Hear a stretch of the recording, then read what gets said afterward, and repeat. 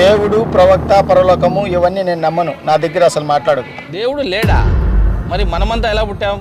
Big bang space test ద్వారా ప్రతిదీ ఉనికిలోకి వచ్చింది. నువ్వు చెప్పేది థియరీ, ప్రాక్టికల్గా రుజువు చేయగలవా? చేయలేను. సరే, నీ చేతిలో ఉన్నదేంటి? సామ్సంగ్ మొబైల్ ఇది. నేను ఇప్పుడు ఈ మొబైల్ ఎవ్వరు తయారు చేయలేదు. కోటాను కోట్ల సంవత్సరాలుగా భూమిలో ఉన్న దుమ్ము, ధూళి, గాలి, భూమిలో ఉన్న అణువులు, మెటల్స్ అన్నీ కలిసి ఈ మొబైల్లో camera, touch screen, finger print sensor వాటి స్థానాల్లో అవే ఫిక్స్ అయిపోయి ఈ మొబైల్ తయారైందంటే నువ్వు నమ్ముతావా? మొబైల్ దానంతటా అదే ఎలా తయారవుతుంది? నేను అస్సలు నమ్మను. నమ్మవు కాదు. మొబైల్ తయారు చేయడం ఒక క్లిష్టమైన ప్రక్రియ. దానికి ఒక డిజైన్ కావాలి. నువ్వు చెప్పు, మొబైల్ని తయారు చేయడం కష్టమైన పనా, లేదంటే మనిషిని సృష్టించడం కష్టమైన పనా? మనిషిని సృష్టించడం కష్టం. మనిషిని సృష్టించడం చాలా కష్టమైన ప్రక్రియ కాదు.